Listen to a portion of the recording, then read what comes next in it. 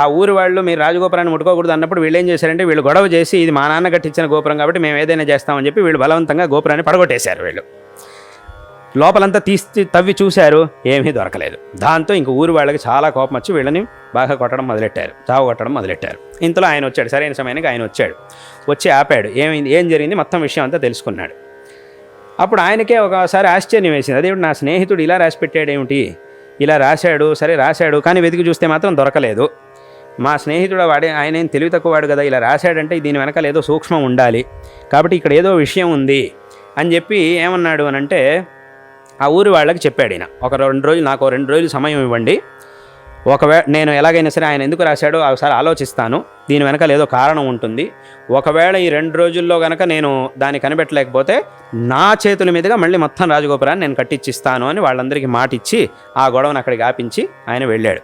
ఆ 2 రోజులు బాగా ఆలోచించాడు, ఏం జరిగింది, అసలు ఏం జరిగింది, ఎందుకు ఇలా రాశాడు, ఒకవేళ రాసినా కూడా మరి వెతికితే ఉండాలి కదా, దొరకలేదు, కానీ రాసి పెట్టాడు, ఇక్కడ ఏదో విషయం ఉంది అని బాగా ఆలోచించాడు.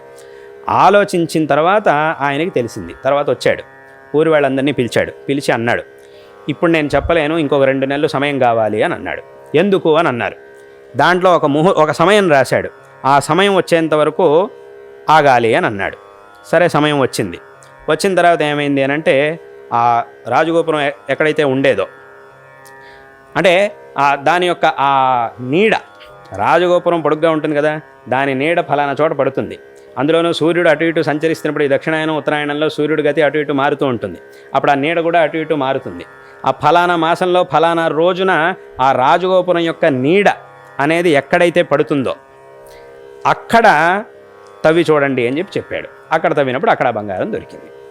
అంటే ఆయన ఏం చేశాడంటే 2 నెలల సమయం అక్కర్లేదు. ఆయన ఏమన్నాడు అని అంటే ఆ తిథిలో రాజగోపురం యొక్క నీడ ఎక్కడ పడుతూ ఉండేది, అది ఉన్నప్పుడు అది ఎక్కడ పడేది అనే దాన్ని గుర్తించి అక్కడ తవ్వి చూడండి అని అన్నాడు. తవ్వితే అక్కడ బంగారం దొరికింది. ఆయన ఆ పెద్ద మనిషి ఆయన బంగారాన్ని ఎందుకు అక్కడ పెట్టాడు అని అంటే ఇప్పుడు రాజగోపురం కట్టించాడు, అయిపోయింది, ఇంకా కొన్నేళ్ళు అయిన తర్వాత ఇదేమైనా జీర్ణం అయిపోయింది అని అంటే మళ్ళీ దాన్ని కొత్తగా కట్టించాలంటే ఆయన పాపం అంత ఆలోచించాడు, అంత ధార్మికుడు ఆయన. మళ్ళీ అప్పుడు కనుక మళ్ళీ రాజగోపురం కట్టించాలంటే ఎలా కట్టించాలి, దానికి డబ్బులు ఎలా ఏర్పాటు చేసుకోవాలి అనే ఇబ్బంది ఊరు వాళ్ళకి రాకూడదని చెప్పి ఈ గోపురాన్ని కట్టించడమే కాకుండా దానికి కావాల్సినటువంటి ధనాన్ని కూడా అక్కడ పెట్టాడు. అలాగని నేను ఇక్కడ ధనం పెట్టాను అని చెప్పి అందరికీ నేరుగా చెప్పేసేస్తే మళ్ళీ అది కుదరదు. అందుకోసం ఆయన ఏం చేశాడంటే తెలివిగా ఇలా రాసి పెట్టాడు.